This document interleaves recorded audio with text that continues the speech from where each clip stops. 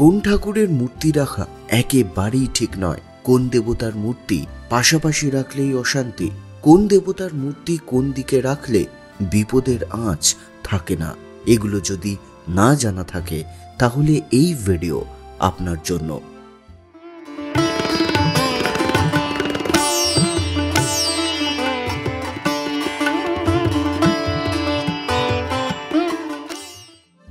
বাড়িতে আমরা পুজো করেই থাকি। সেই পুজোয় ভাব থাকলেও আমাদের অজান্তে এমন অনেক ভুল হয়ে যায়, আসতে শুরু করে নানান বাধা বিপত্তি। বাড়িতে যদি ঠাকুরের মূর্তি স্থাপন করতে চান তাহলে অবশ্যই কয়েকটা জিনিস মাথায় রাখা প্রয়োজন। বিভিন্ন পণ্ডিতেরা বলেন বাস্তু মতে সব ঠিক রেখে তবেই মূর্তি স্থাপন বা ছবি রাখা উচিত, না হলে তার গভীর প্রভাব পড়ে।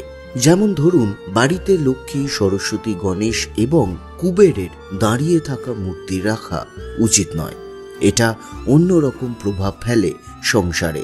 বরং এই সকল দেবদেবীদের বসে থাকা মূর্তি বা ছবি রাখা উচিত, সেটা বাড়ির জন্য শুভ। ঠাকুর ঘরের উত্তর দিকে বরং লক্ষ্মী এবং কুবেরের মূর্তি রাখতে পারেন। বলা হয় নাকি ঠাকুর ঘরে 6 ইঞ্চির বেশি দৈর্ঘ্যের মূর্তি রাখা ঠিক নয়।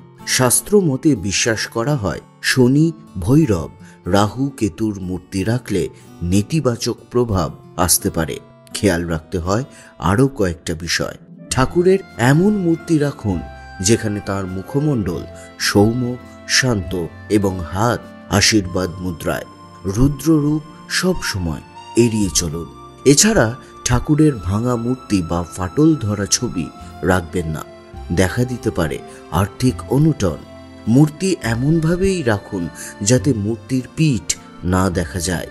নেগেটিভ এনার্জির প্রভাব পড়তে পারে গৃহস্থ জীবনে। একই দেবতার মূর্তি পাশাপাশি রাখা উচিত নয়, এতেও বাড়তে পারে অশান্তি। জ্যোতিষ মতে এক্ষেত্রেও নেগেটিভ এনার্জির প্রভাব পড়ে বাড়িতে। বিশ্বাস যে ঠাকুর ঘরে এমন কোনো দেবতার মূর্তি বা ছবি রাখবেন না যেখানে তিনি যুদ্ধরত অবস্থায় রয়েছেন বা কাউকে বধ করছেন। জ্যোতিষ মতে এটাও বাড়িতে অশান্তি, ঝামেলা ডেকে আনতে পারে। মেঝের ওপর সরাসরি মূর্তি রাখতে নেই, অন্তত একটা আসন বিছিয়ে তার ওপর মূর্তি বা ছবি রাখাই শুভ বলে বিশ্বাস।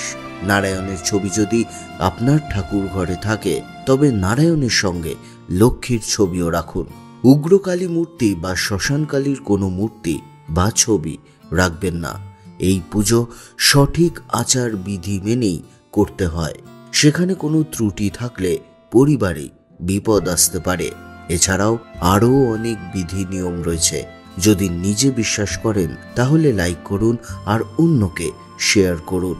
আর প্রথম এই চ্যানেলটি দেখলে প্লিজ পাশে দাঁড়ান, সাবস্ক্রাইব করুন হিন্দু কথা। আসি পরের ভিডিও নিয়ে খুব তাড়াতাড়ি।